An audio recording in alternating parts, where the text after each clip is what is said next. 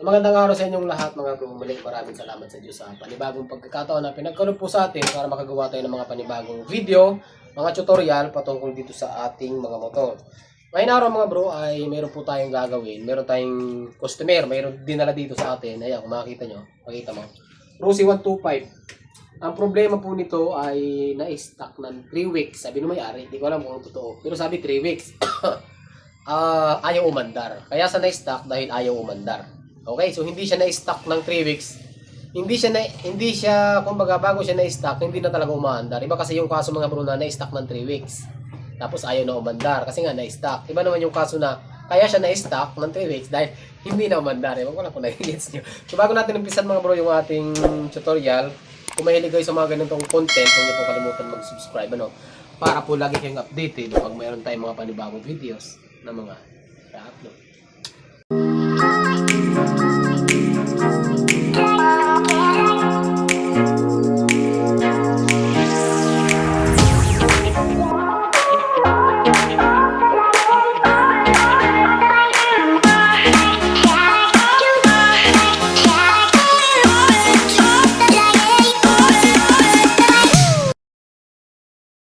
Doon sa may mga motor na ayaw umandar, marami na akong video nito mga bro, sa totoo lang. Marami na tayong ginawang content patungkol sa mga motor na ayaw umandar. Sa mga ayaw umandar, 3 bagay lang yung i-check natin. Magkwentuhan muna tayo bago kumpisahan. Ano ba yung 3 bagay na sinasabi ko para umandar yung isang motor? Unang-una, kailangan mayroong gasolina. Okay? Pangalawa, kailangan mayroong kompresyon. Okay? Pangatlo, kailangan may kuryente. Okay? Alin man dun sa 3 sinabi ko, mawala, hindi aandar yung motor. Ngayon, may mga i-consider kasi kayo, hindi lang ganun kasimple yun na 3 lang pala yung i-check natin. Baka isipin nyo, madali lang, 3 lang. Actually mga bro, madali lang naman talaga kapag alam nyo. Diba sinabi ko sa inyo, kuryente. Kapalagay natin walang kuryente yung motor, kahit may gasolina, kahit may kompresyon, hindi pa rin aandar. Ngayon, walang kuryente. Ano kayo yung mga i-check nyo? O diba? Diyan naman nakapaloob yung troubleshooting, yung wirings, yung CDI, yung ignition coil, yung pulser, yung battery. O yun nga, yung wiring. So marami pa rin kayong i-check. Sa kuryente pa lang yun. Ngayon, kung nawala naman kayo ng compression, kahit kasi may kuryente, may gasolina, pag walang compression, hindi pa rin po aandar yan. Ngayon, yung mga compression, pag usapang compression, walang compression mga bro, nandiyan yung block, nandiyan yung piston range, yung barbula, yung cam, so possible po yun. So yun naman yung mga i-check. No? Sa gasolina naman, bawa, gasolina, ang mga nandiyan naman is yung carburetor, yung fuel hose natin, or yung tangke, pwede rin yun. Ay, yung bumaba ng gasolina, possible yun. Barado yung carburetor, possible yun. 3 bagay, pero meron po yung mga, kumbaga may ano siya, yung mga ibang pupuntahan. Ngayon, umpisa tayo dito. So ngayon mga bro, ay umpisa natin yung pag-troubleshoot. Unahin na natin kung mayroong gasolina ba to. Kasi baka wala tong gasolina. Tanggalin nyo lang itong mga bro hose. Baka wala naman tong gasolina. Hindi nga talaga yan aandar. Ngani. Tanggalin nyo lang tong hose dito nakakalalan. Pangit na yung hose. Yan. So, naka-off siya. Pag inon nyo, wala. Pag reserve, wala rin gasolina eh. Paano aandar to? Wala siyang gasolina, di ba? Oh, walang gasolina. Punta tayo dun sa may kuryente. Dito tayo. Punta ka dito. Kasi na-check na natin walang gasolina. Kailangan mayroong gasolina to. Ngayon, sa kuryente naman, tanggalin nyo itong spark plug cap, mga brad. Mga brad, tanggalin nyo yan. Spark plug. Tapos, i-on natin ang motor. Sabay, ikikip natin siya mga bro. Ikikip natin. Pag kinik ko yan, dapat mayroong kuryente yan. Ayun, meron. Kita nyo? Lapit mo doon. Lumapit ka, boy. Ayan, tinan nyo ito. Spark ito. Ayan. Isa pa. Ayun. Kita ba? Isa pa. Ayun. Kita nyo naman yata mga bro eh. Mayroong kuryente. Meron din kompresyon. Nararamdaman ko eh. Ayun, ibalik natin to. Tulagyan muna natin ng gasolina to. Ano ba yan? Tapos gasolina lang pala yung problema. Ang haba-haba ng tutorial ko, gasolina yung problema. Guys! Okay. Go! Lagyan natin gasolina. Pero pa naman tayong kopi. Ha? Bro! Bro! Lagyan natin gasolina. Buksan natin to. Ano to? Heist! Hanap pa na ito mga to. Yan. Ano ba yan?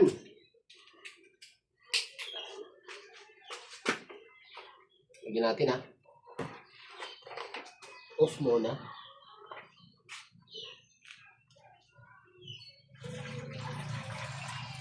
Yan.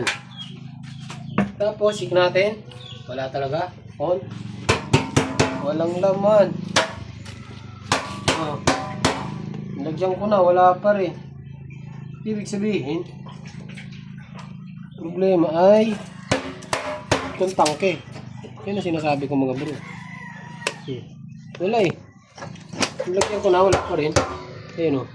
Magkakaroon siya. Magkakaroon siya pag hinahampas. Yun lang ang sinasabi ko. Yun ang nga ba ang sinasabi ko eh. So baka hindi naman umabot. Ako, try natin ha. Try natin.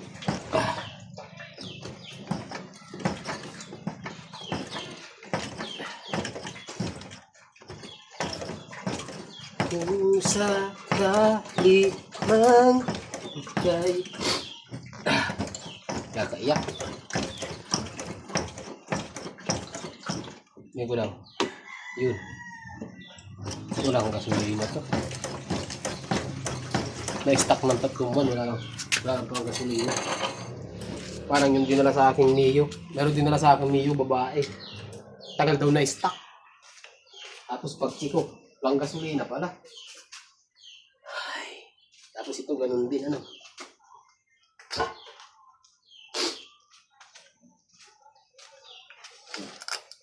Bukan natin. First attempt. Susi. Susi.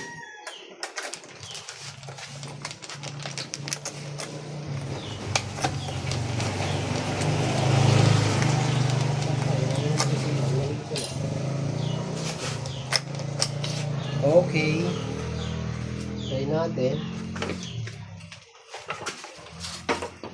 Testing. Ayaw nga. Pangit kasi ng ganito sita. Ang baba. Nahihirapan ako. Tanggalin muna natin to. Cover. Tignan natin kung mababa nga dito sa to.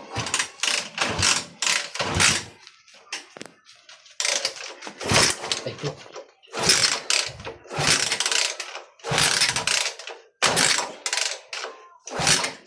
Nararamdaman ko under ko.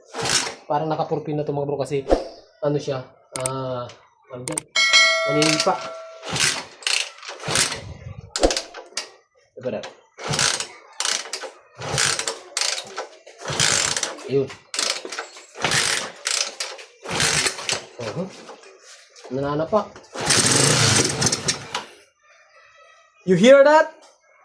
You hear that? Lalanggas na.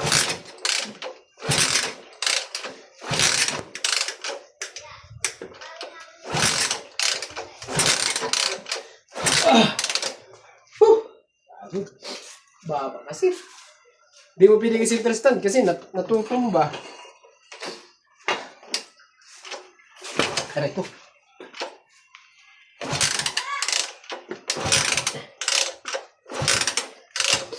Yo, kulang ang gas na natin. Ayaw din bumaba eh. Bili muna tayong gas. Bili muna tayong gas. Bangit. Bangit.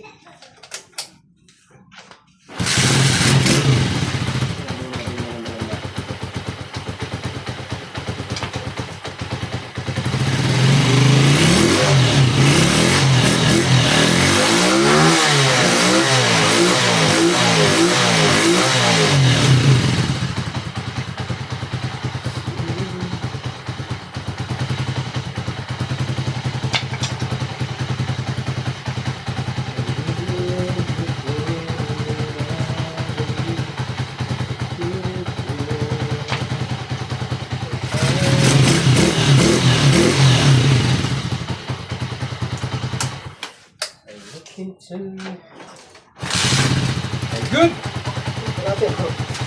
Tunay na yan. Ano daw lahat yan? Solid lang bro. 200.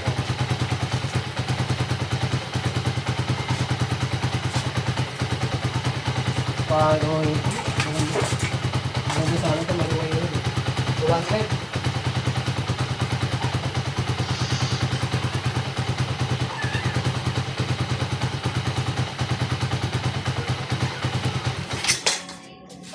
Ako bibiglayin mo. Open ko. Tayo mo na pala.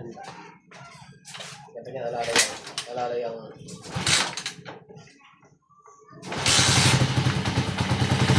ang pagkagaling mo lang gas, hindi mo lang play. Yung paggaling sa patay,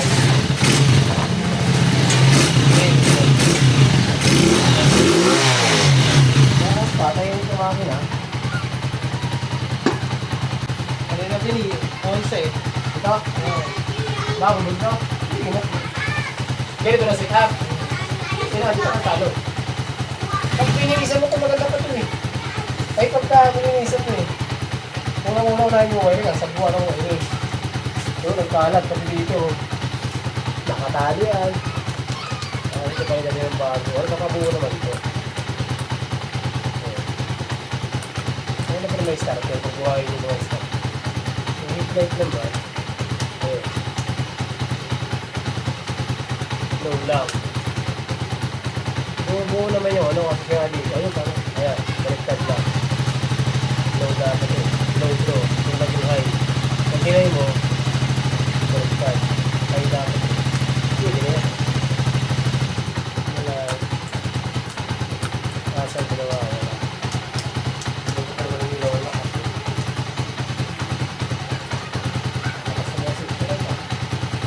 Yun. Baka meron ang ginawang asal. Hindi. Pagka-inok mo, mali pa rin. Oo, mali ang wiring. Dapat kasi pag isang ganun, sabay na yan eh. Ngayon, para mag-asad, gaganin. Mali. Yung pa nga sa isang dadalhin niya. Oo. So, kulang to ng isang diode, kulang to ng diode. Isa lang to.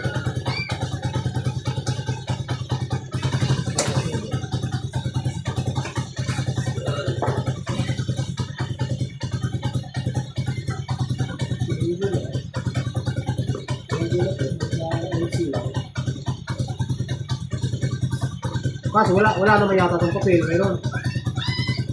Meron nga.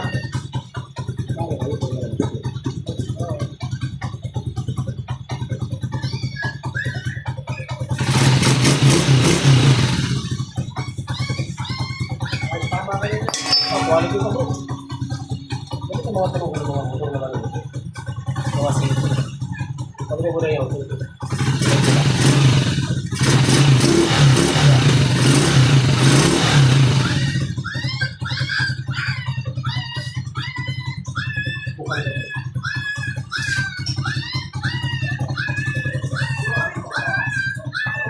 Ay! Tatawagin natin.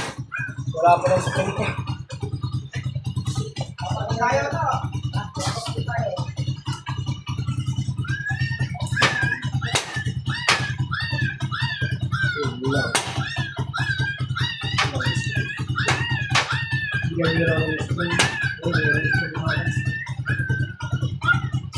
Cable tie ka ngayon, boy!